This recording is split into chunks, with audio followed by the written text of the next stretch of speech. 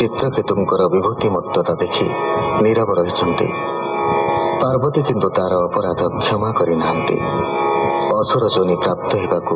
ଅଭିଶାପ ଦେଇଛନ୍ତି। ଏହି ଅଭିଶାପରୁ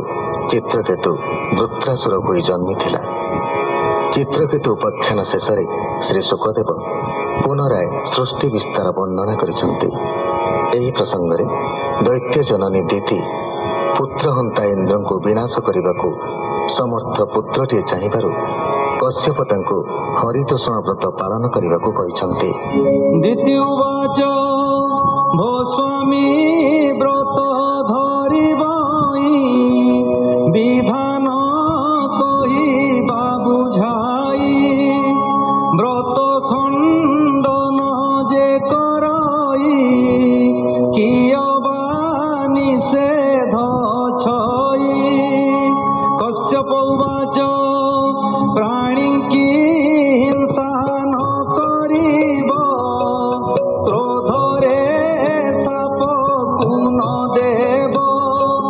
ମିଥ୍ୟା ନ କହିବ ବଚନେ ଛେଦିବ ନାହିଁ ନଖର ମେ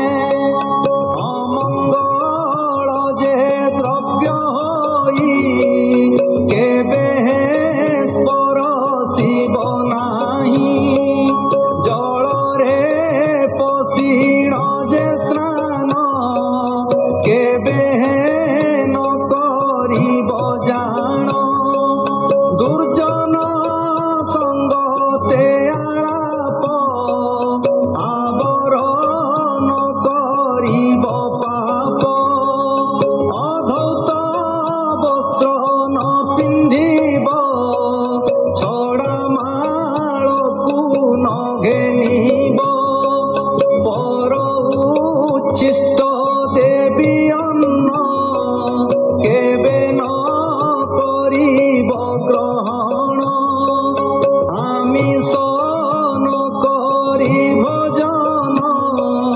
ହସ୍ତେ ନ କରି ଜଳପାନ ଉଚ୍ଛିଷ୍ଟ ହୋଇ ଜଳ ବିନେ କେବେ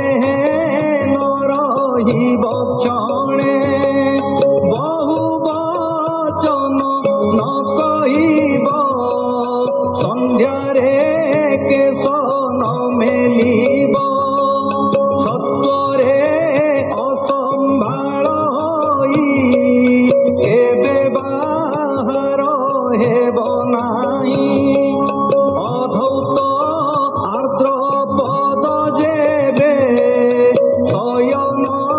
ନ କରିବ ତେବେ ଉତ୍ତର ପଶ୍ଚିମକୁ ଶିର ଶୟନ ଉଭୟ ସନ୍ଧ୍ୟାର ଉଲଗ୍ନ ଭାବରେ ଶୟନ ଏତେ ନ କରି ଆଚରଣ ଧୌତ ବସ୍ତ୍ର ପରିଧାନ ଶୁଚି ହୋଇବ ଅନୁକ୍ଷଣ ପ୍ରାତଃ କାଳରୁ ଉଠି କରି ସର୍ବମଙ୍ଗଳ ବିଷ୍ଣୁ ସ୍ମରି ଲକ୍ଷ୍ମୀ ସହିତେ ନାରାୟଣ ପୂଜିବ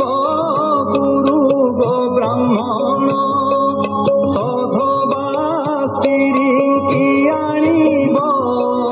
ମାଳ ଚନ୍ଦନେ ପୂଜା ଦେବ ଯଥା ବିଧାନେ ନିଜ ପତି ପୂଜିବ ସ୍ଥିର କରି ମତି ଯେ ଅନ୍ତର୍ଗତ ଭଗବାନ ତାହାଙ୍କୁ ଧ୍ୟାନ କରି ପୁଣ ନିଗମ ପୁରାଣ ଶୁଣିବ ବିଷ୍ଣୁରେ ମନ ଧ୍ୟାନ ଥିବ